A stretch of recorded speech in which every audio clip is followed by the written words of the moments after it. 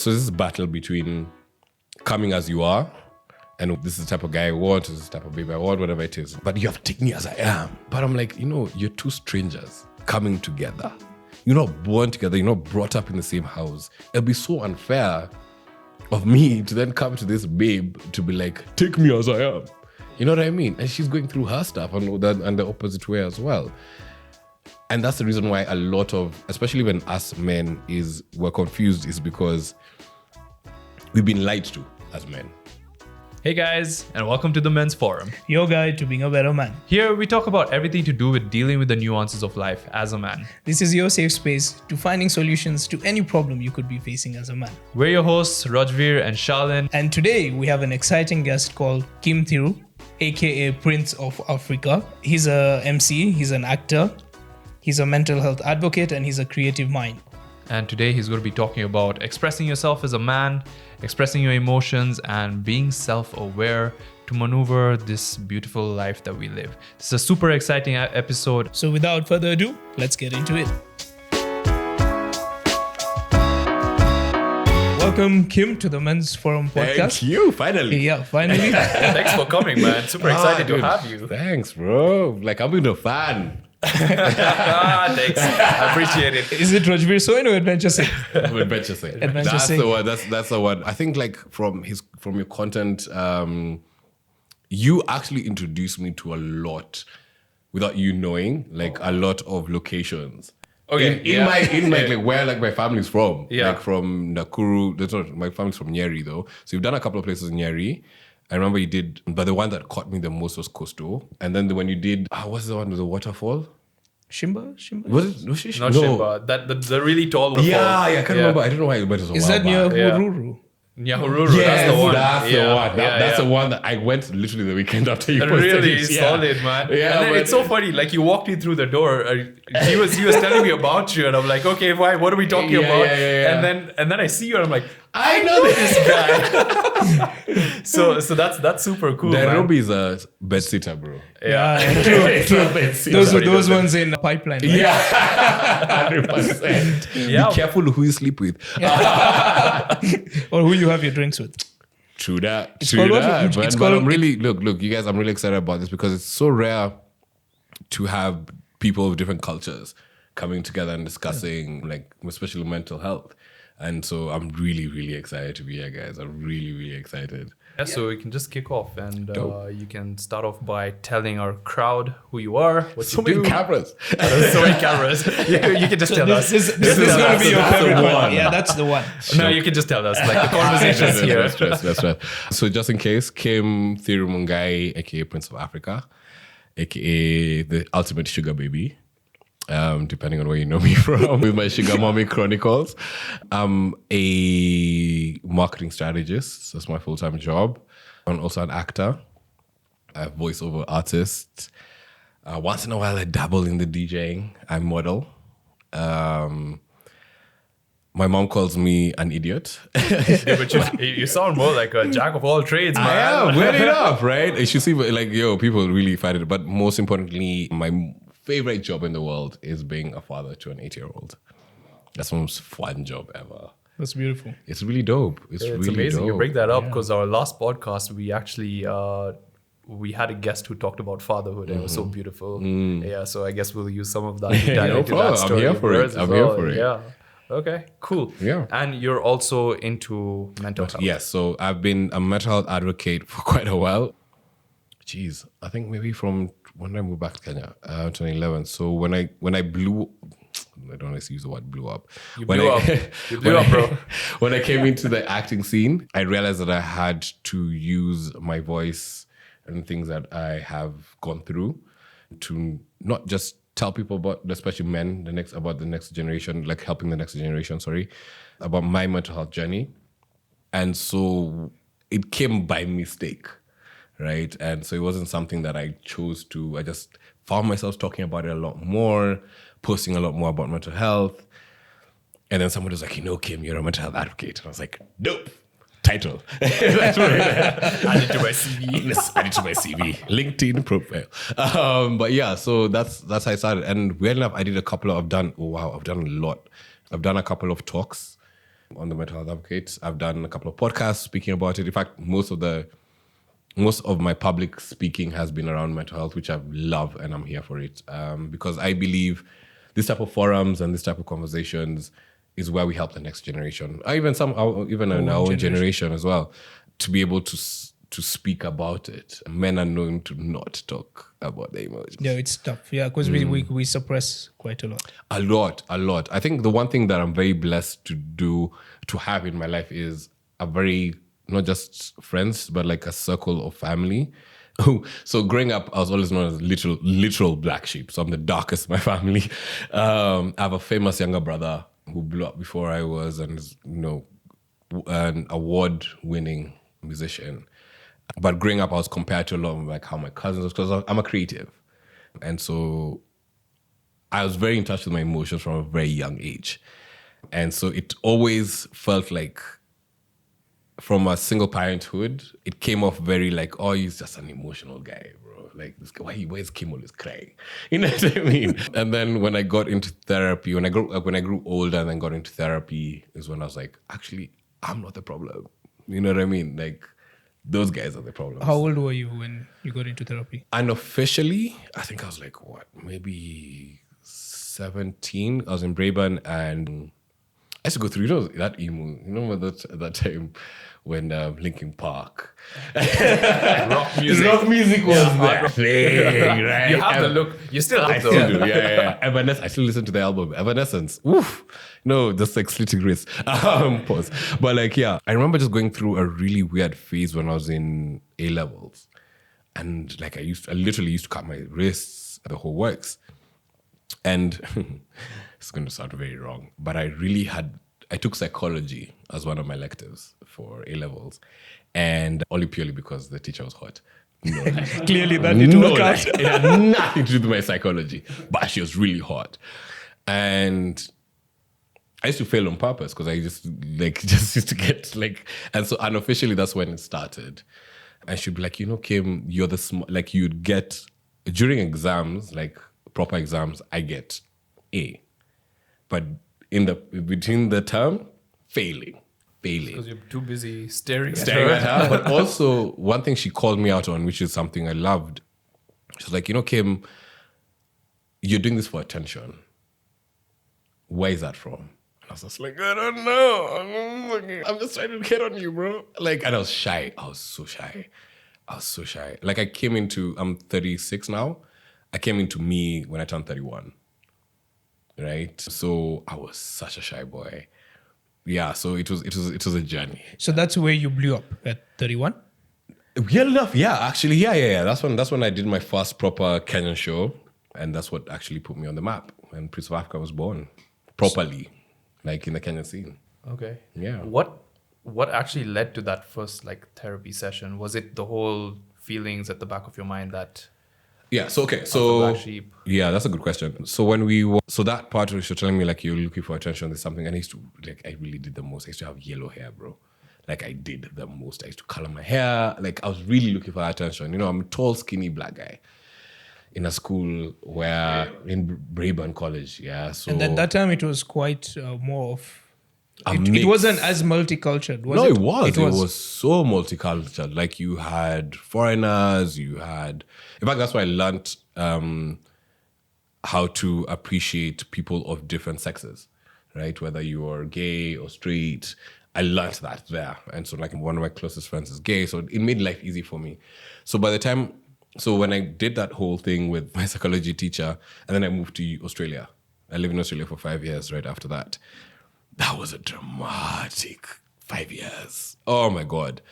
So much was happening in my life. I was dating a young lady that made it so hard for me. So that took my cutting wrists to the next level of actually trying to commit suicide, right? Because I wasn't in a toxic relationship, but I was in a very emotional relationship. Okay, I'm gonna say this with no hate. Like I was dating an Indian girl, and I dated Indian girls purely, right? That's my tea. But like, you know how like Indian girls can be very like they follow the movies, so everything is so dramatic, Yeah. right? And I was not used to that, right? Yeah, we love the drama. Exactly, right?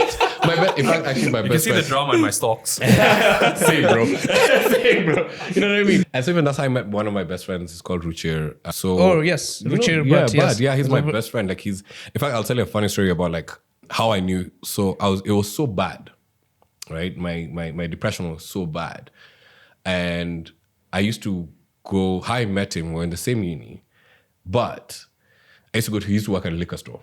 And so I'd go buy a bottle of vodka every day from the liquor store. And he'd be like, oh, bro, you're always bashing. Like, invite me. And I was like, bro, it's just me. Right? And he was like, oh, really? Oh, okay, cool. So one day he was like, wait for me to finish up. And then we go together. So he came back to my house. And someone was just like, man, now who's this guy? Like, what are you trying to do the most? You know what I mean? And then as we spent more time chilling and hanging out, we just became close. So he was part and parcel of that journey. And then one weird day, and you guys know Ruch is buff. Everyone in his uni, he was Big, buff, right? Short in a guy, but buff. That guy could slap you and all your color disappears. You know what I mean? We used to get in a lot of fights with other people. But anyway, story for another day. And one day, I remember it was me. I'm never forgetting this day because this day was my turning point in my life. And I say Ruch is always going to be my brother, my sibling, I call him my husband. Literally, I call him my husband. I know she's not going to be happy. I know she loves it. No, she loves the fact that... No, in fact, one of the things that Nush said when they started dating was that I know I can't replace you.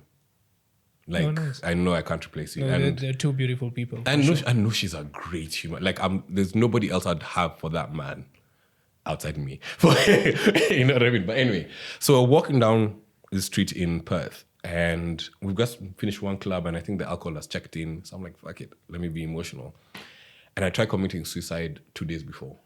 Wow. And so walking down, and he's just like, so I'm like, yo, but guys, Rich, I don't know why I want to tell this, but like I tried committing suicide 2 days ago, and it didn't work. I've never been hit so hard in my life. Like that punch flew. But here's the weird thing. It didn't hurt. I found myself on the floor. You were drunk. That's great. I'm taking the emotional side of it. Look at you trying to be logical about this. I'm not a connect, guys. No, but you're right. No, he hit me, but like I fell and I looked up and he's on top of me. I've only seen Ruch cry twice my whole life, right? And this is the first time I've ever seen him cry. And he's on top of me hitting me, but the punches are not really, they're not hurting.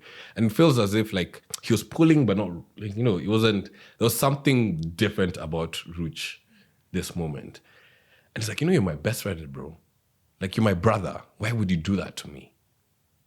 And it just switched for me. And, you know, we stood up, continued to the next club.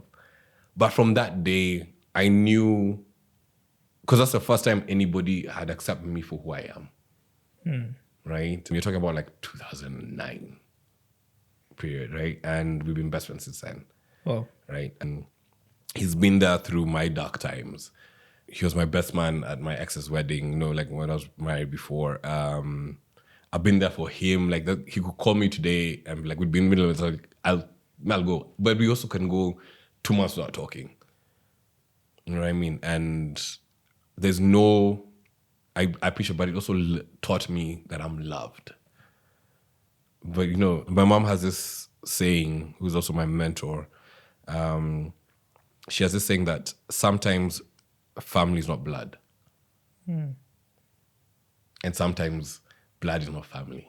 Agreed. And I was just like, yo, like Ruch is my brother. Like, so before my grandfather passed away, who was, my grandfather gave him a nickname, so he's called Kamau in the family. So he, like every family function, both sides, my dad's on my mom's side, right? They're like, oh, where's Kamau? Like he's that ingrained into my family. But thanks for telling me that. Yeah. So in case everyone sees Ruch, it's called Kamau. But yeah, man, yes, that's how. And then so when I moved back to Kenya, my mom realized about like the way my mental health was not dope. So we got into therapy, tried different forms of therapy. And that's when actively now consciously got into therapy from then on.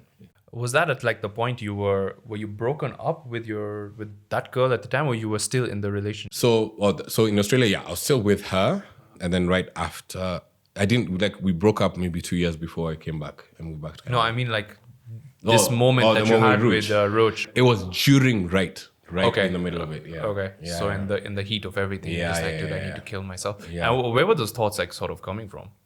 Feeling inadequate. Like I'm not enough. I'll never be enough. So what's the point? So the I'm not loved. So would you say it was like and maybe you can, because you started doing therapy and maybe this is something that you found out. Was it like an amalgamation, like overall of, okay, I'm the black sheep of my family, and then going to school, like it just felt like I'm this tall, skinny black dude, yeah. and then get a girlfriend and like she's just all this drama, and then inside your head's just playing a 100%. Actually, dude, you got him like on the lock. But also one of the things I realized even after getting married and then breaking up, all traditional married and breaking up, is those thoughts were still there, but they weren't as strong, but they were part and parcel of who I was.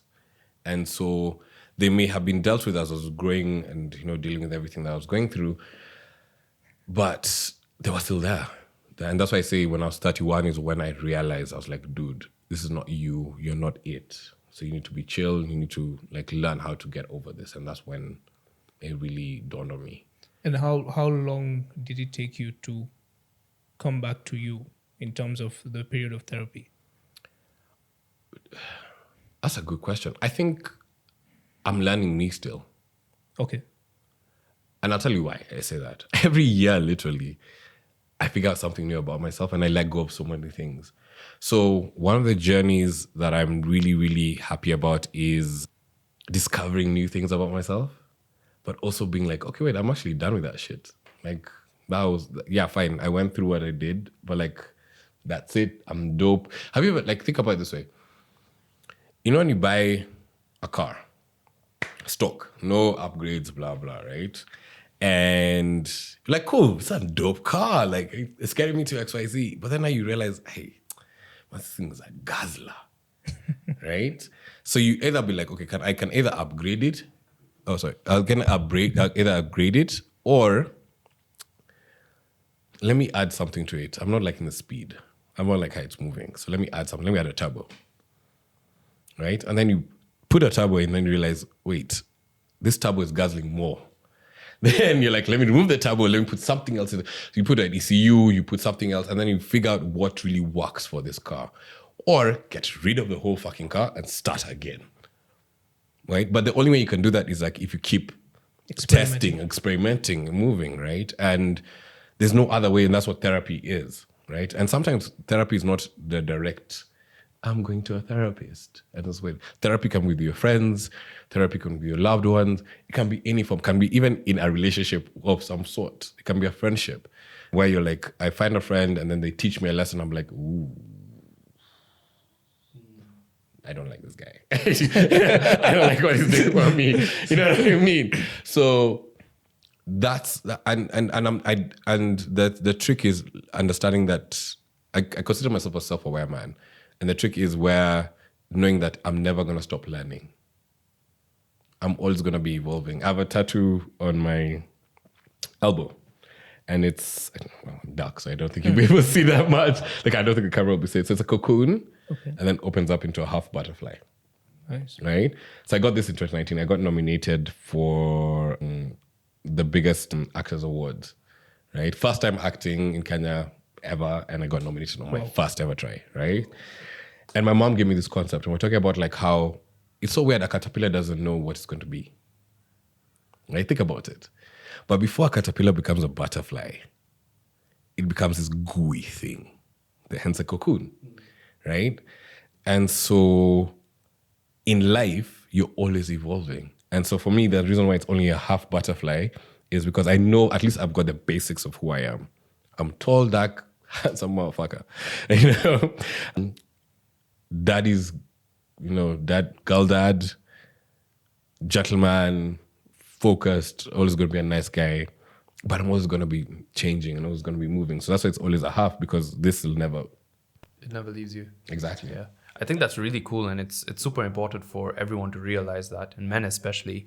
There's a lot of guys who will be like, I'm just that way, and that's the way I'm gonna be. And that's a lot of times. I was reading it somewhere in something about relationships, that you can't get into a relationship and say, this is me, this is the whole package, this is how I am, take it or leave. You gotta evolve. I'm really tired of the TikTok scene nowadays, of like advice to like couples. It's horrible. It's really bad. He watches a lot. Yeah, He watches them on Instagram though. you know, it's so sad, because there's this battle between coming as you are and what you can be, blah blah. You know, you've got babes who are like, I want to be, this is the type of guy I want, this is the type of babe I want, whatever it is, this type of partner I want. But you have to take me as I am. But I'm like, you're two strangers coming together. You're not born together. You're not brought up in the same house. Doesn't matter whether you're the same sex or different sexes. That's neither here nor there. But the point is, you're two strangers and adults who've been taught a certain way of life. You could be different religions. You could be different. It doesn't matter. The point is, you could even be neighbors. But the way the households are so different, right? It'll be so unfair of me to then come to this babe to be like, take me as I am. Yeah. You know what I mean? And she's going through her stuff and the opposite way as well. And that's the reason why a lot of, especially when us men we're confused, is because we've been lied to as men of what a man looks like. But the man that we've been told was a man of like 50 years ago, bro. Like, didn't deal with the empowered people that we live with nowadays, or we work with. So we have to be a lot more. If I can have this thing that I say that men are more emotional than women, it's just that we hide it better. True. And also, I think in all relationships, there's the self-discovery part, right? You have to both find yourself to each other. It's not something that you can set a rule book and be like, hey, this is how things are meant to be done. And I feel like all family dynamics are different to each other. So gelling that together, it takes time, it takes work, and a lot of patience. I agree. Do you guys actually, well enough, let me ask you guys a question, yeah? Do you guys believe that you can heal inside a relationship? Yep. Definitely. Agreed. Oh, wow. I feel like That's rare. Yeah. That's rare. You can. High five, but like, that's so fucking dope. Like, that's so dope. that's one of the biggest bases of this entire podcast, right? Well, for me at least, and I think Shalene's also learning that a lot lately. I hope you are. No, I'm not. Calling you bro. But I feel like even though I'm not in a relationship, I know they're the biggest mirrors in your life.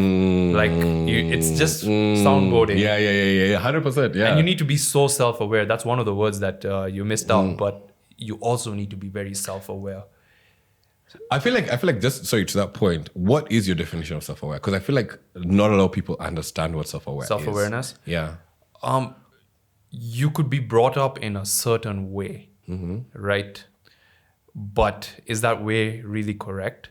And knowing that, okay, maybe it isn't really the correct way and I need to change to sort of improve for the people that I love and for my environment.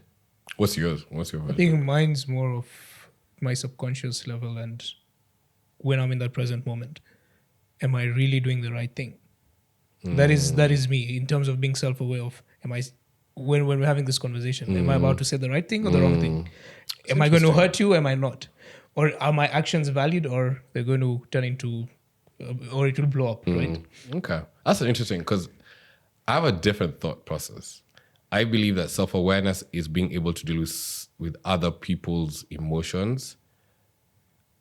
So so for me, self-awareness is being able to explain my emotions to somebody who does not know how to deal with their emotions. Okay. That's a good way to put it. Yeah, for that's sure. deep, Right? So for example, let's say me and you go out, we're having food, we're having blah, blah, blah, and we have an argument. Or we have a disagreement. Because I know something you said has triggered me, but you just talked. You're just like, yeah, cool, I'm just going to, you've said what you said. I have two options. I can either decide that, you know what, I'm done with you, or, let me just think about what you said and then express it to you in a way you'll understand. So not just instantly reacting to that circumstance. Yeah.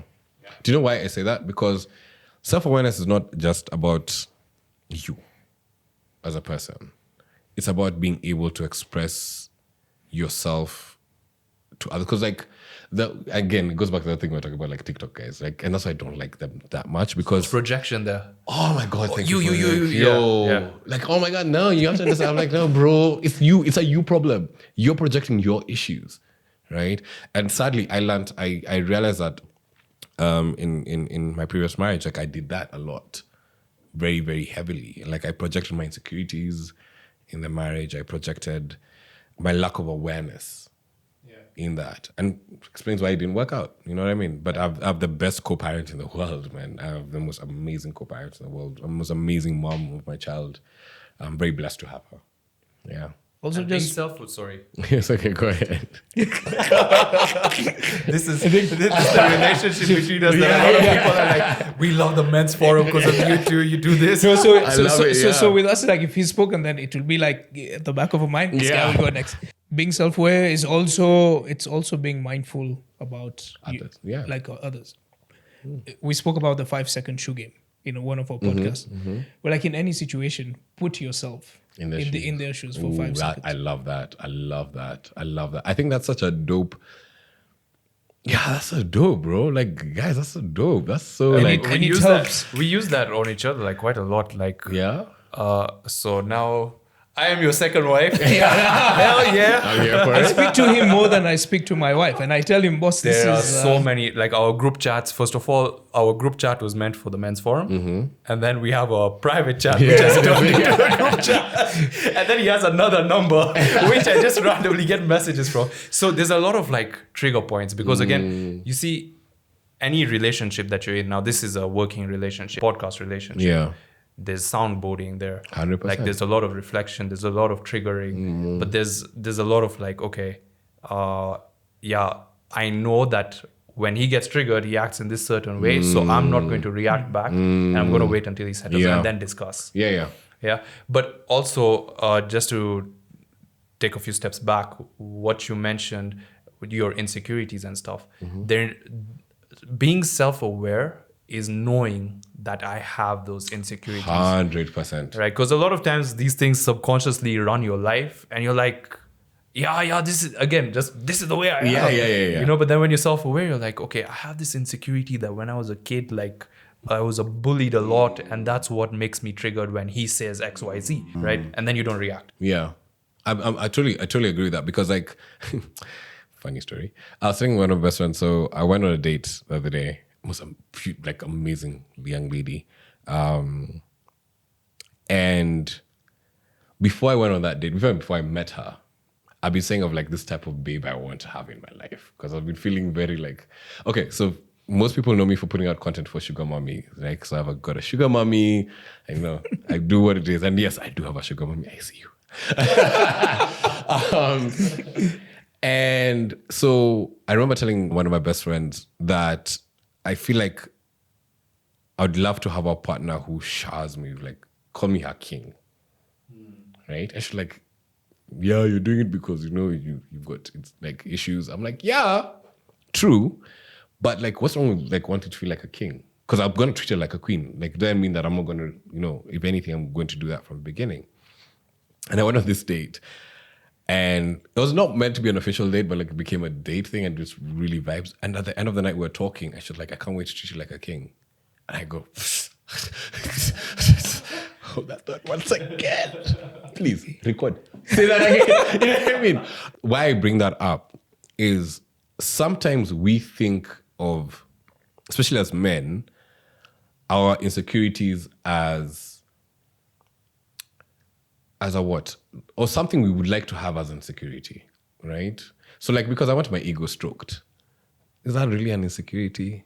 Honestly, not really. But it depends on how I express it, So to say to tell somebody, even my friends, I How like. selfish you are with it. Yeah, exactly. How selfish are you with it? I love that concept. And so when I told her, because she came up, how actually it came up was that she was hugging me, and she, being tall, she was like, "Do you like me hugging you like this, or do you like me hug you like this?" I was like, "It depends, right? So if you want me to care for you, I don't mind the thingy. But if you want to show me that, my man, come up here, you know what I mean?" And when she did that, she was just like, "This makes me feel like I'm, like you're gonna take care of me, like you're gonna be everything. So do you want me yeah?" So I was like, "Yeah, sometimes I like to be treated like a king." And it's like, "Yeah, I can't wait to treat you like a king." And I go, "Damn." You manifested it. Well enough, right? But why I bring this up, again, we can use our insecurities as excuses to dumb stuff, right? So, no, you need to call me every day. You may treat me like this. But if as men we really sat down and broke down this ego thing, right? And broke it down like, okay, cool. Why is it that I need to be told why you are? Why is it that I need to be told that? Why do I have to have this type of babe or this type of guy, depending on your orientation, right? Why do I need to have this partner? Why is it important that I have to have this standard, blah, blah, blah? Why? If you really dissect it with your boys, especially, because I feel like that's the biggest one. We don't dissect with our boys, right? We're very much quick to be like, yeah, your baby's hot, dope. Yo, baby, you know what I mean? And we're very quick to be like, oh, you good outside, babe, dope. We move. We're not the guys to be able to. I don't like the fact. In fact, it's a problem I've had because 98% of my friends are female. My close friends, right? I have very few male friends purely because of that thinking. It's a choice. I've decided because I don't want. I've tried to hang out with guys sitting bars and have discussion, and then at some point they're like, because they don't want to be real with me. I'm like, I'm not your dad. You know what I mean? If you don't you can there was a saying, you can take the cow to the watering hole, but you can't make it drink. Yeah. There's only so much you can do, and I'm not going to bring myself down so I can bring you up, type of thing. The funny thing is, as much as I say that, there's a generation, this Gen Zs and Generation Alpha, that are so ready to have this conversation. I've got cousins who are Gen Zs. I've got a brother who's a Gen Z. He's 15. And I've also got siblings who are Gen Zs as well. I have siblings who are Gen Zs. And they call me when they're going through their problems. And I love it. I love it. I love it so much, right? Because I'm just like, yo, these boys are going through it. But he's like, yo, this babe did this, or Waki is going like this, he's crying, or they're crying. You know what I mean? It's it's so dope to see our millennials, we are the fucked up generation, honestly. Why do you think our generation is not talking about it? Because remember, we are the first generation to get aware about emotions. So this is how I look at it. Our grandparents were post-war, war-ish, post-war type of vibe. So they didn't really have men around. And the men who were there, they're traumatized. This guy gets also war, right? So they only know hard stuff. So there's nothing like emotion. So now our parents, who were brought up on that, right? Their fathers were non-emotional. So the men really don't know how to treat women. And remember, it's the same time that women empowerment was coming out. So nobody knew how to do that empowered woman, if we're going to keep it very hetero. And so now we're that generation was confused. So what do we do with a boy that's crying? I remember when you growing up and boys don't cry. Yeah. Right? Because those are guys who were brought up passed down. Yeah. Those are guys who grew up on war. You know what I mean? Yeah. Their fathers came from war. Or some of them even saw war. Some of our parents saw war. Or conflict of some sort. Right? So they didn't have the old school, where chamas come from was the men used to sit in the olden days, right? No matter what culture you were from, all the men and the women sit separate and chat about their days. And chat about, it was a communal problem. If you had a problem with your wife, you'd be like, yo, Kim, bro, I don't know why my friend. I'm like, let me tell you. Actually, me and my wife did that 2 years ago. And there was a discussion. But because of now colonialism and everything that came along with it and came to distract, the way of life. Yeah, especially for both, whether you're Indian, Black, African. Yeah, they rubbed it off. They rubbed it off. They killed our traditions. And so made it difficult to connect. But our if you think about it, even like both whether Indian culture or Black culture was very similar, right? Where we had communal upbringings. The whites were the ones who didn't have that, right? And so now our generation was the one that saw divorce. We're the ones who saw actual empowerment of different cultures. This one we saw different things happening. We saw the internet. So whether I call us the confused generation. We were the pivot to We were change. the pivot, exactly. actually. That's a good point. Yeah, we were the pivot, and so that's why it's very easy for like Gen Zs and Gen Alphas to speak their mind, because we're like, hey, I'm not gonna bring you up the way I was brought up. You know what I mean? Like, in fact, weirdly enough, somebody asked me this today. Is the way you bring up your child because of your upbringing similar to your upbringing? I was like, it's so opposite. It is literally opposite of everything. I've never physically touched my child, like beating her up or like punished. I've only shouted at my child once. And that was because she had done something that was very not princess-like, right? And she was asking for something and she was begging. This happened 2 years ago. I've never forgotten this day. 2 years ago. And she was begging me for it and went on her knees. And I remember getting so livid. It's like, princess, you're never, ever, ever going to beg for something. Ever in your life. And that's the one thing, even like the nanny was so like, yo, hey, Baba. Shara inanda juu. Yeah, like, yo, I'm not, because they'd never see me upset. So this is the one time I'd never been, in fact, my daughter, I've never raised my voice on my daughter as well. But I think that was very royal of you. Thank you. Thank you. Well, yeah, it was just such a moment. But that's, in that moment is where it made me realize I'm not like my father. I'm not like my mom. Is that things they've brought me up to deal with things differently? Yes, 100%, yeah. But it's the opposite. So, for example, with my relationship with Ruch is a man. Like, he's a man. Like, he's so manly. He didn't cry. You know what I mean? I'm not because I'm like, yo, bro, this babe broke up with me. I'm very tired. You know what I mean? Like, I'm the guy who calls you for that, right? But the way we engage, like, Ruch is my first male goat guy. We have another boy of ours called Rizwan Taha, who's like our baby brother, also from uni. Taha is a bit emotional. He's like me. He tries to be like in between me and Ruch. So like that's usually my go-to of crew guys. But Taha is also married. He's been married for quite a while. He's got kids. So the way we can't move the same way like we used to in uni, right? But Taha will call me and say, I'm either in trouble or I've got a family. In fact, they call me the number one Jadu. Because I'm the literally...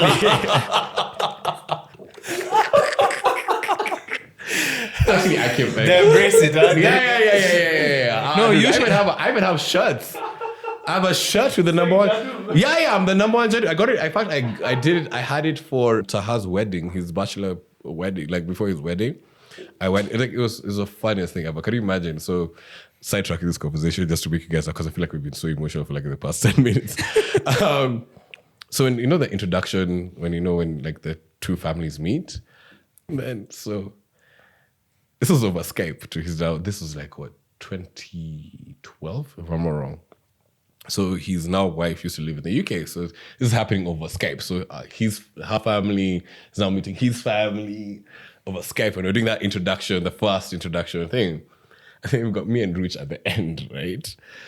And so as this is happening, me and my idiocracies, being the only black guy there, because Kemcho, yes, my name is Kim Thiru, number one Jadu. And I remember auntie, his mom goes, Kim. And so you can tell, like, on the other side, everybody's like, we thought that was the help. No, but it's the most funniest thing ever because, like, even his dad introduces me as his firstborn son. So Taha's dad is like, yeah, these are my children. And then you've got a random Tolas. They always push me at the front for some reason. I don't know why they always push me at the front. I was like, bro. The skinniness does not help. The skinniness doesn't help, bro. And then like he's all short. So you definitely stand out. I literally stand out, bro. Like it's, but like those are my people, right? And then I've got those two boys, and then I've got two other boys of mine who are very close, outside my cousins. Right, I've got two. Those are my younger brother, Kagwe, is my best friend. Like, he's my go-to. You know, growing up, he's just been the two of us for the longest time. So even me and him, you know, try to be as emotional as possible. Even him is not as emotional as I am, but now he's getting into it as well. So I'm blessed. I'm very, very blessed on that front. So to have that, yeah. So your next wedding, we can come like number 1 Muindi, number 2 Muindi, number 3 I Muindi. promise you guys will be like number 30. You know what I mean? Like the number one and 2 is taken, bro. Sorry. How did you not realize that, dude? And I know It took me some time. So in terms of all that, now going into mental health advocacy, how has that kind of journey been? And so now the advocacy comes from that history, right? Mm-hmm. So how do you use that to do what you're doing? That's a dope point. Good question. So originally it was very much like, you know, doing talks, doing podcasts and stuff like that. And then Rona hit. And then I realized there's so much you could do with posts. So I actively, all my social media posts are very active. I post me crying. If I'm having a bad day, I've had a shit day, I'll be like, yeah, guys, I've had a shit day, I've had to cry.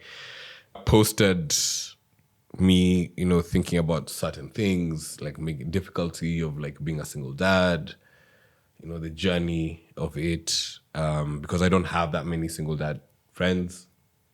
You know, most of my friends are married, very happily married with kids. So, and it's all the same. Dating, you know, how difficult it is. Has it impacted badly? Sometimes it has. It's not been an easy journey. It's been a very difficult journey, because then comes this whole other side of it of like, you have a standard to keep up to. You know what I mean? Like, no, but you Kim, you're Prince Africa, so you have to post stuff about it. Until like I take breaks from social media. I actually, especially Instagram, for some reason, Instagram is really toxic. I don't know why for me. I don't know what it is. I love TikTok and Snapchat. Twitter, nah, bruh. Twitter is too dark. It's too for dark. mano. Yeah, and for like, I don't know, but also good for information. But like, it's too dark for me. But I still, you know, I'll post a lot on my, you know, thingy. But I'll do breaks from social media. I'll like do 3-4 months. How's the response in terms of when you've posted yourself crying? Do you have your friends or family members reaching out, or people who follow you because your profile's open? Good question. Weirdly enough, I got a lot of fans more than my people, eh? But it's also because by the time I've posted that, I've already talked to my friends. You know, I've talked to my close people. So they're not gonna be like, oh my God, Kim was trying to kill himself. Though that's not true. There's a time I did that, and guys were like, my phone rang for like 2 days. Yeah, actually, like, I'll give an example. Was it 2022? I lost my job, my previous job. I was really in a dark place. And I signed my consultancy, and then I had a client, then last minute disappeared. So now I have to pay school fees. I have to pay upkeep. I have a house I have to take care of. I have 2 houses to take care of. I was in a dark place. And I remember going to my Snapchat and just be like, guys, bruh, I don't know. Because like, there's some things I wouldn't post on Instagram or Facebook or, you know, the norm. But Snapchat for me feels safe. I don't know why. Because it disappears. Because with your boys. I think so. I think actually more that, because the people who follow me are close-knit, right? So I sent it, and I remember one of my cousins who lives in the UK who is young. He's young, and he's like, "Bro, are you okay? Do you want me to come back home? What do you need?"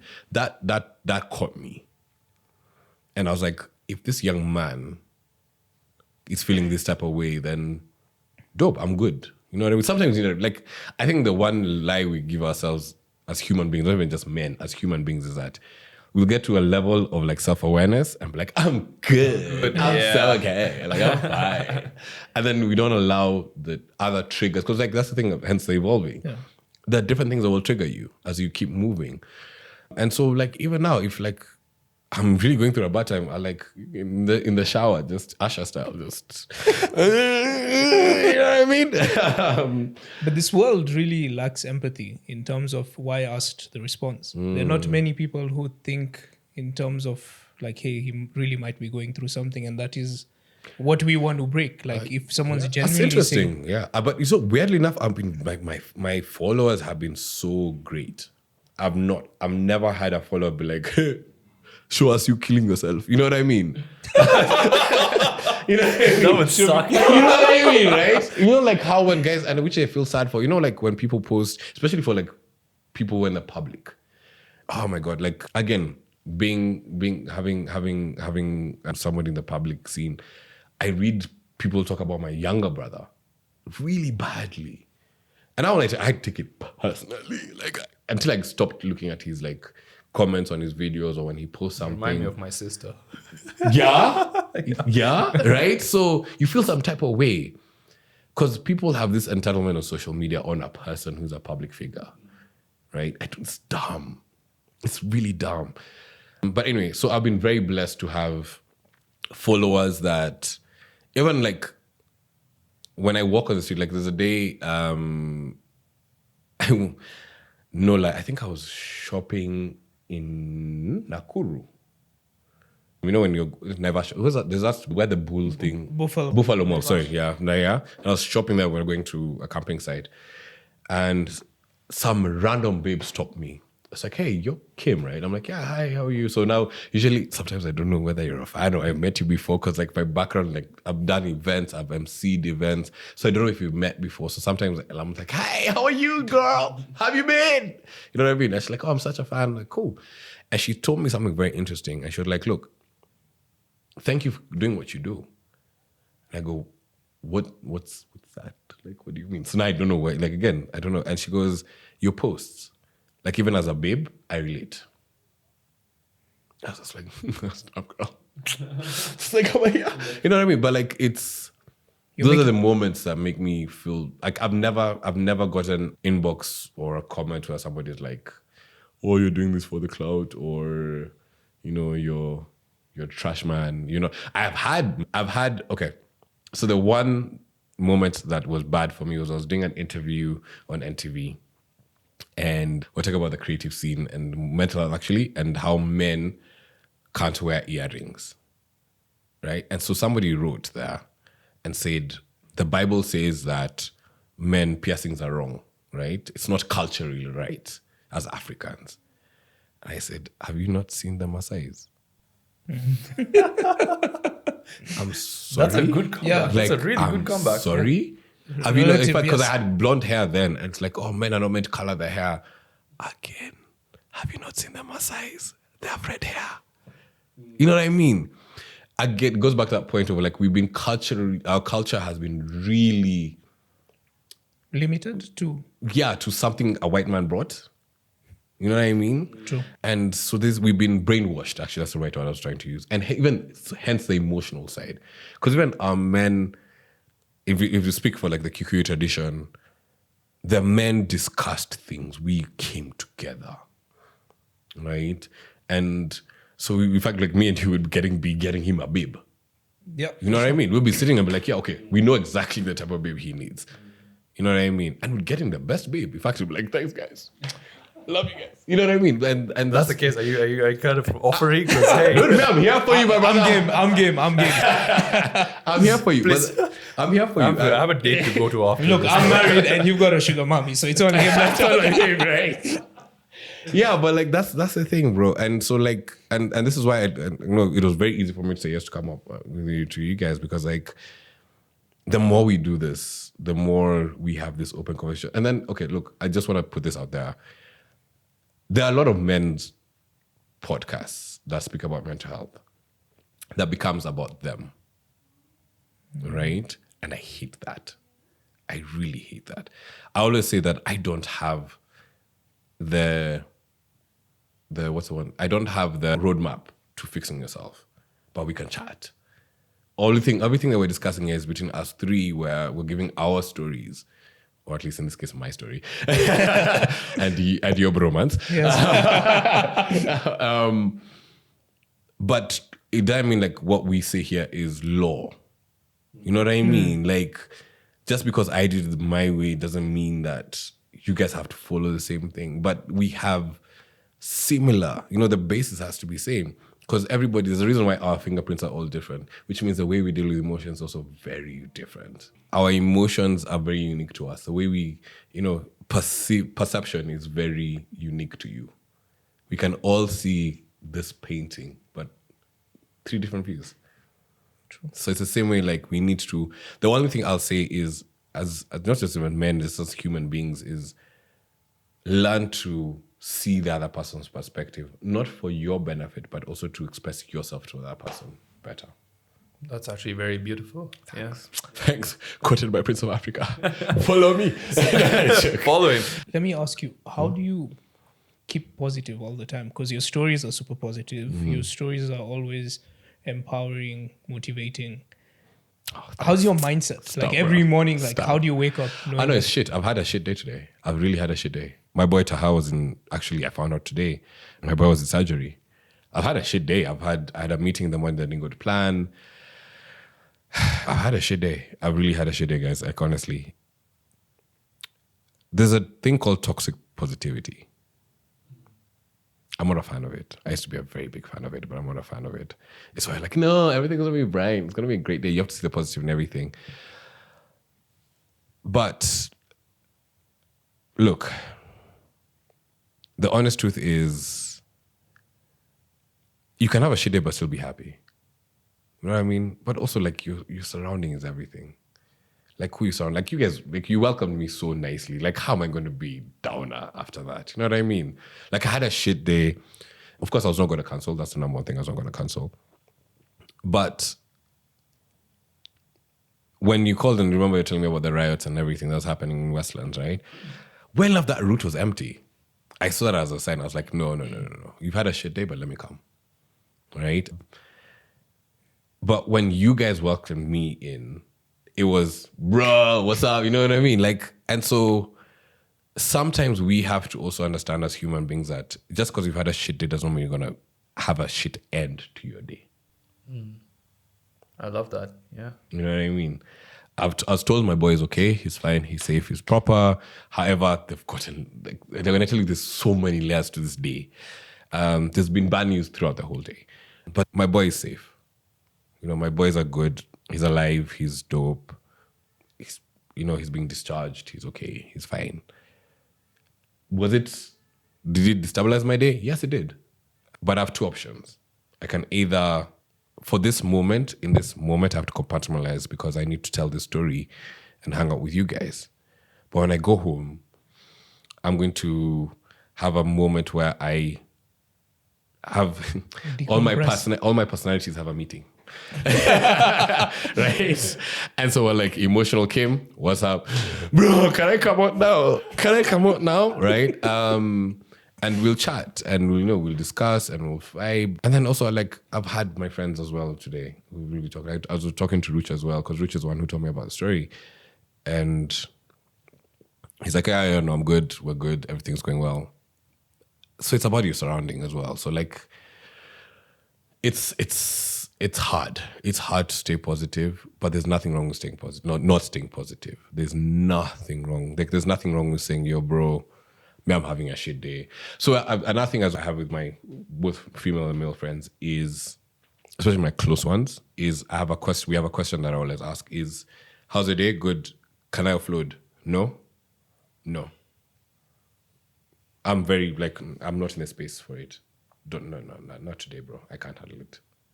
And it's not to say that what you're going through is not worth it, but just in this moment, I can't be the friend you need. But then, I mean, I'm not here for you. Unless it's, again, there's some caveats to that, right? I think having a friendship like that is really beautiful when you understand each other so well and there's so much love there that you know, like, okay, just because he's saying I can't offload to him doesn't mean he's not my friend. In fact, if anything, we'll probably hang out that day. Yeah. I think that's a really great way to form like bases of friendships. It's a great question. I learned it the hard way because I remember just babbling at one of my friends. It's like, hey, and she just told me, yo, bro. And it's a babe actually. She's just like, yo, the worst thing is do not ask me whether I can handle it. And I went, shit, that's very selfish of me. And I was like, actually, wait, that happens to me too. So then why can't I do the same for somebody? Like, yo, bro, are you in the space to handle? I don't know. Let's try. Let's talk and let's see where we're at. Right? Sometimes I even send, like if it's not talking, I'll send a message like, I don't want you to reply. I just need to, you know what I mean? I just need to get it out of my system. I know what I need. Because most of the time, to be honest, let's be honest, we know what our problem is.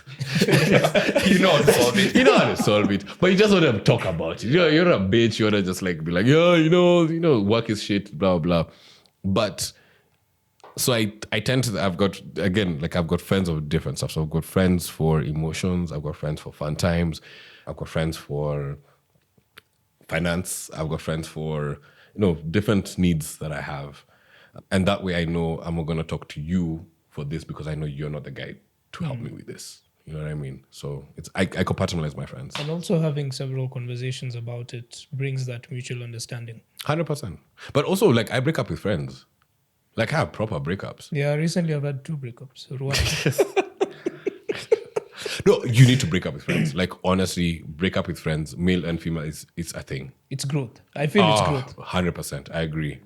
It's needed. Like, we associate, especially friendship, with like, oh no, but they've been through, yeah, fine. But why is it that we can break up with a partner, but we can't break up with a friend?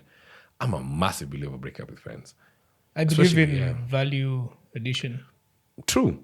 100%. Like, if I'm not, yes, it sounds tough. I think of everything as a business, right? There's input and an output. exchange. It's an exchange. Yeah. You may not know what that exchange is. You may not even be able to quantify it, but you may feel it, right? I'm like, yeah, I like this guy. But in your case, it's different, right? The sugar mommy is the one so it's providing. Okay. Sugar mommies is very transactional.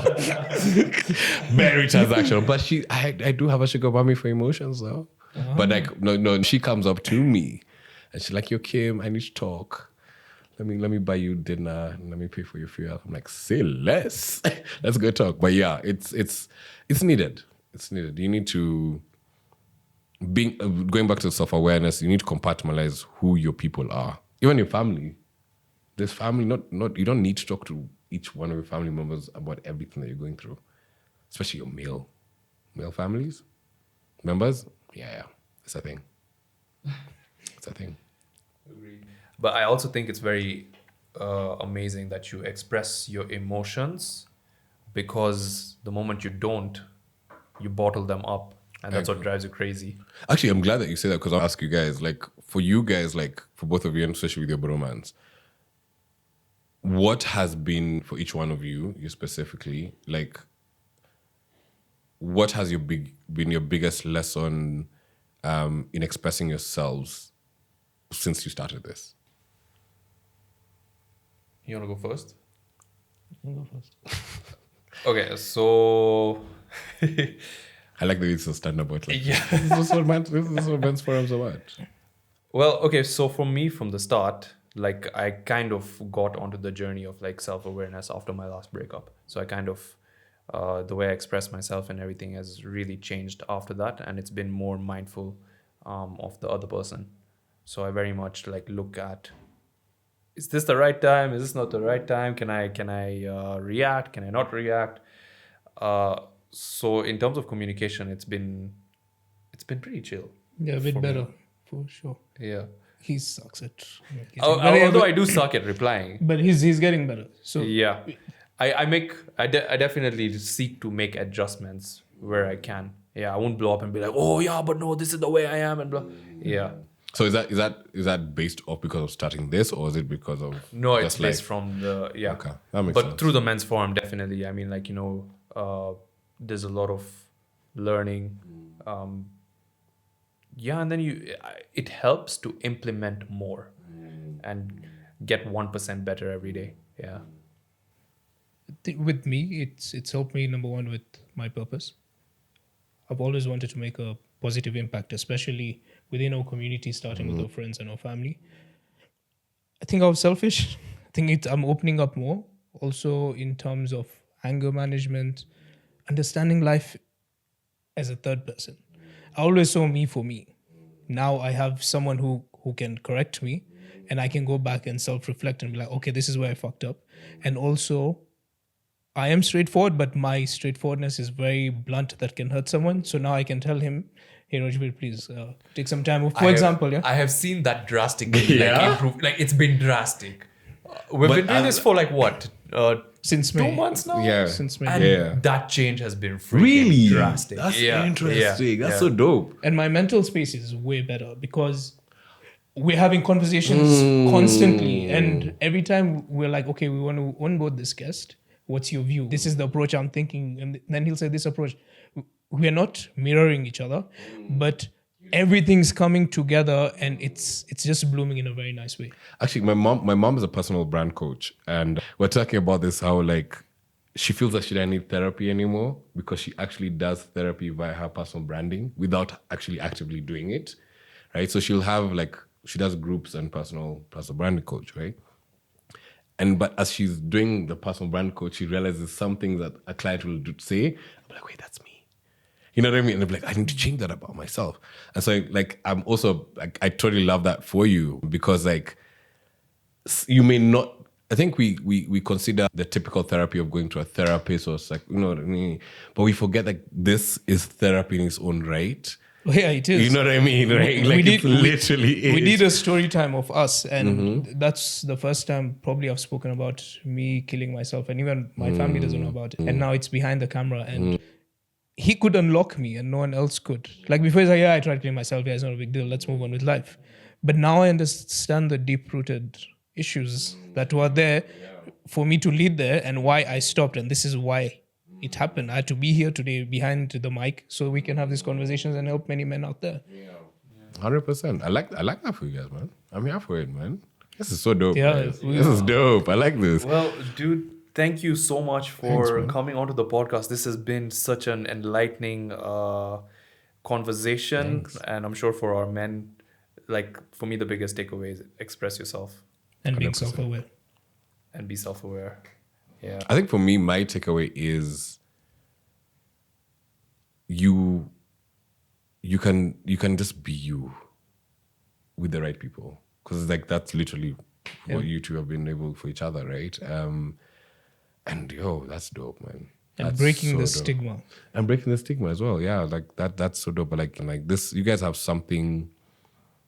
Again, you know, there are many conversations around men's mental health, but like the way you guys are doing it, you know, previously and not just with this episode, but even the previous episodes you guys have done, it's so different. It's so raw. I'm here for it. Like, guys, flowers. Have your flowers, guys. Thanks, man. Thank have you your so flowers. much. Like, keep doing it. No, all trust hands me. in, all hands in. Give me your hands. All hands in. All hands in community. Hey! Oh, wow, what do I want to plug? I don't have anything to plug right now. I don't have any projects stuff. But anyway, just follow me at Prince_of_Africa on all socials. I'm not going to give you my Snapchat. No, that's for these guys, not for you guys. But Might no, just be the same name. but no, on the real though, yeah, just follow me on my socials. Engage, you know, please comment below on maybe any topics you guys want to have these guys talk about. Any guests you guys would like for these guys to have on here. Yeah, just keep commenting, sharing. And with that, thank you guys so much for tuning in. I hope you guys enjoyed this week's episode of the Men's Forum with the Prince of Africa. And with that, we'll see you guys in the next one. Like, share, and subscribe. Yeah. Right here.